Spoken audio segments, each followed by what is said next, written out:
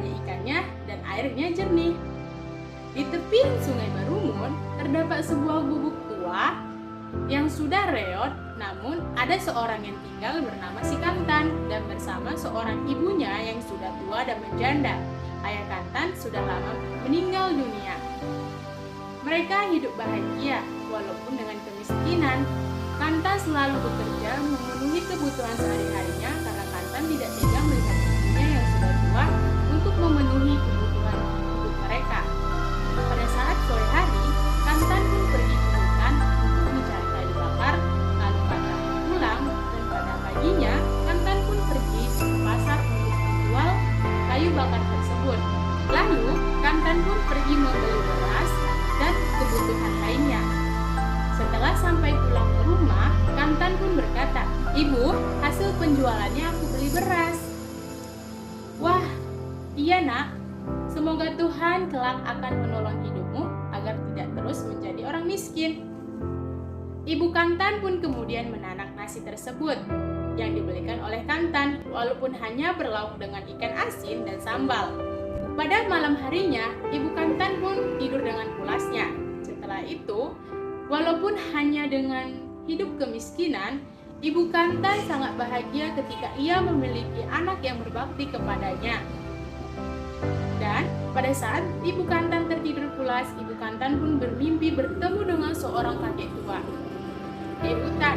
Dalam mimpinya tersebut, Ibu Kantan pun berkata, "Siapakah engkau, kek? Bagaimana engkau bisa di hutan ini?" Kakek tersebut tidak menjawab pertanyaan Ibu Kantan, tapi kakek tersebut menunjukkan sesuatu kepada Ibu Kantan. Kakek pun mengatakan, "Galilah tanah yang ada di pohon tersebut." Pada pagi harinya, Ibu Kantan pun menceritakan semua yang Ibu Kantan mimpikan pada malam hari itu, dan Kantan pun menyimak semua apa yang Ibu Kantan katakan. Lalu Kantan pun berkata, "Bu, semoga apa yang dikatakan kakek itu merupakan mimpi yang bagus. Sebaiknya kita memenuhi segala perintah apa yang dikatakan kakek tersebut." Tidak lama kemudian, Ibu Kantan pergi ke hutan untuk mencari tempat tersebut. Tak lama kemudian dari itu, Ibu Kantan pun menemukan tempat yang sama persis yang dimimpikan Ibu Kantan. Ibu yakin disinilah tempat yang dikatakan kakek tua tersebut. Kantan segera menggali tanah tersebut. Kantan yang ditunggu oleh ibunya yang sudah kelelahan dan bercucur keringat. Kantan tidak menyerah. Tak lama kemudian dari itu, akhirnya Kantan pun menemukan suatu benda. Lalu Kantan pun berkata kepada ibunya, "Lihatlah, aku menemukan sesuatu, Ibu." "Benda apa itu, nak?" Perlahan-lahan Kantan pun membuka kain penutup yang berwarna putih. Dan setelahnya, ternyata kain tersebut ada sebuah tongkat yang berwarna emas yang berhiasan intan permata. Dan Kantan pun berkata, "Lihatlah, Bu, aku menemukan sebuah tongkat emas yang berhias intan permata." "Wah, mungkin ini cara Tuhan untuk mengubah nasib kita, nak." Dan mereka pun pulang dengan penuh kebahagiaan dan kegembiraan mereka yang tua tersebut. Dengan penuh bahagia, lalu pun Ibu Kantan berkata, "Sebaiknya kamu jual tongkat emas ini. Uangnya kita gunakan untuk membeli rumah baru dan memenuhi kebutuhan sehari-hari." Kantan pun lalu menjawab yang dikatakan ibunya, "Tapi Bu, siapa yang sanggup membeli tongkat ini? Sedangkan mereka tidak jauh berbeda hidupnya dengan kita." "Benar juga kamu, nak. Bagaimana jika kamu menjualnya ke pulau lain?" Dengan berat hati, pada pagi harinya pun Kantan mengiyakan apa yang dikatakan ibunya, walaupun Kantan harus terpaksa meninggalkan ibunya untuk sesaat. Dan esok harinya, Kantan pun pergi meninggalkan ibunya untuk menjual tongkat tersebut ke pulau lain. Lalu Ibu Kantan pun berkata, "Hati-hati, nak, semoga Tuhan melindungimu, dan cepatlah pulang setelah kau menjual tongkat tersebut." "Baik, Bu, aku secepatnya akan pulang." Ibu Kantan dengan sedihnya menyaksikan kepergian putranya dan mengayun tongkatnya menyusuri Sungai Barumun menuju Muara. Kantan kemudian memasuki lautan dan membawa tongkatnya menuju Pulau Malaka. Berhari-hari Kantan terombang di Malaka, Kantan pun menawarkan tongkatnya tersebut ke pasar kepada para pedagang. Namun, tak ada satupun yang sanggup untuk membelikan tongkatnya tersebut. Namun, sebelum Kantan pergi pulang, ia pun bertemu dengan seorang hulu balang kerajaan. Lalu, hulu balang pun berkata kepada si Kantan, "Hai nak, benda apa yang kamu bawa itu?" "Hamba membawa tongkat emas Tuan Hulu Balang." Kantan pun kemudian menceritakan maksud dan tujuannya datang ke Pulau Malaka. Dan tak lama kemudian, Tuan Hulu Balang pun menjawabnya, "Coba kamu tawarkan kepada Baginda Raja. Siapa tahu Baginda Raja tertarik dengan tongkat emasmu tersebut." Kemudian Tuan Hulu Balang pun menghantarkan Kantan ke kerajaan. Dan Kantan pun menceritakan kepada Baginda Raja apa maksud dan tujuannya datang ke pulau. "Sungguh istimewa benda ini. Aku sangat menyukai tongkat emasmu ini. Aku ingin membelinya, tapi bukan dengan uang, melainkan aku ingin kamu tinggal di istana ini dan aku jadikan menantu." "Ampun Baginda, jika demikian kehendak Baginda, hamba tidak bisa menolak apa yang Baginda tawarkan." Kantan dan putri raja pun akhirnya menikah, dan pesta pernikahannya diselenggarakan sangat meriah dan dihadiri banyak tamu.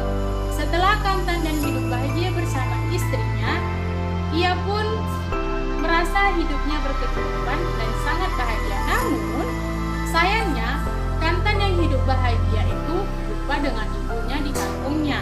Padahal, istri Kantan juga sering mendesak agar bertemu dengan ibu Kantan tersebut. Suatu hari, istri Kantan pun bertanya kepada suaminya tentang ibunya. "Kanda, kapan Kanda mengajak Adinda untuk menemui ibu Kanda? Adinda sangat ingin bertemu dengan ibu Kanda." Setelah berkali-kali didesak istrinya, akhirnya Kantan pun memenuhi segala perintah istrinya untuk pergi ke kampung halamannya. Sebuah kapal yang besar, mewah, merapat di sebuah pelabuhan Bili Muara Sungai Barungon.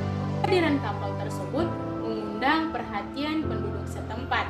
Kantan dan istrinya pun turun dari anjungan kapal menuju pantai. Akhirnya berbondong-bondong untuk melihat siapa gerangan yang datang. Dan salah satu penduduk pun berkata, "Hei, bukankah itu si Kantan? Wah, ternyata si Kantan sudah menjadi orang istana." Segera saja para penduduk pun menyalami Kantan dan istrinya. Namun, Kantan sudah jauh berubah. Yang dulunya menjadi pemuda yang ramah dan tamah, sekarang menjadi pemuda yang sangat sombong sekali. Tak lama kemudian, akhirnya pun ibu Kantan mendengar kabar dari si Kantan yang datang ke Labuhan Bili. Ibu Kantan sungguh bahagia ketika ia tahu bahwa Kantan datang bersama istrinya di Labuhan Bili. Dan dengan buru-buru, ibu Kantan terus mengayun sampan kecilnya dengan terburu-buru untuk menemui putra kesayangannya.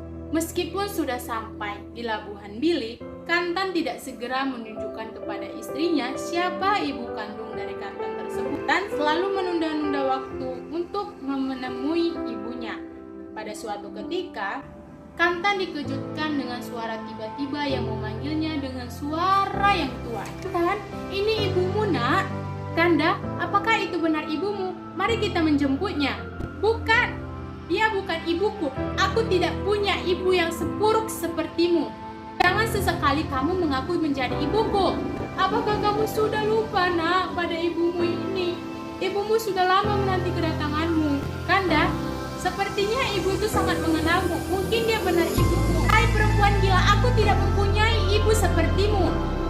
Jangan dekati kapalmu. Hai pengawal, cepat usir perempuan tua itu." Setelah para pengawal mengusir ibu Kantan, kapal besar tersebut akhirnya pun meninggalkan Labuhan Bili dan pulang menuju Malaka. Dengan perasaan yang sedih, ibu Kantan pun akhirnya pergi meninggalkan kapal tersebut dan kembali ke gubuk tuanya. Dia tidak menduga anak yang selama ini dia besarkan ternyata tega mengusirnya. Ibu Kantan yang dilanda dengan kesedihan, akhirnya pun ibu Kantan meminta kepada Tuhan lalu berdoa, "Ya Tuhan, anak yang selama ini aku besarkan justru menjadi anak yang sangat durhaka kepadaku ya Tuhan. Berilah dia pelajaran agar dia menjadi anak yang berbakti kepada orang tua. Tidak lama setelah Ibu Kantan berdoa, kapal Kantan yang besar yang masih berlayar di Sungai Barumun tiba-tiba diserang badai. Hujan badai, petir menjadi sangat lebat. Lalu sebuah petir menggelegar menyambar kapal Kantan tersebut. Dan tiba-tiba air Sungai Barumun tersebut mengeluap dengan cepatnya. Dan yang kapal Kantan yang terserang oleh petir tiba-tiba pun tertelan ke dasar Sungai Barumun. Setelah kapal Kantan tenggelam, air Barumun yang tiba-tiba menguap kemudian mereda. Sungai Barumun yang tadinya tidak tenang menjadi tenang. Tidak lama kemudian, di tempat kapal Kantan tenggelam, muncullah sebuah pulau yang bernama Pulau Kantan.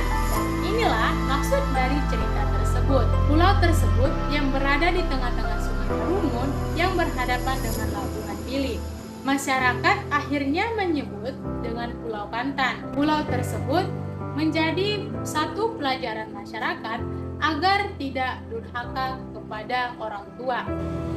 Jadi adik-adik, pesan moral yang dapat kita ambil dari cerita si Kantan, jangan sesekali kamu sombong dan lupa diri ketika kamu sudah menjadi kaya, lupa kepada orang tuamu. Dan jangan sesekali kamu menghardik dan mengusir orang tuamu, karena itu akan bisa menyebabkan Tuhan murka kepadamu. Dan seperti si Kantan yang durhaka kepada orang tua sehingga kapalnya ditenggelamkan. Itu menjadi satu pelajaran kepada kita agar kita tidak berbuat durhaka kepada orang tua. Terima kasih. Feel me like a Hellcat.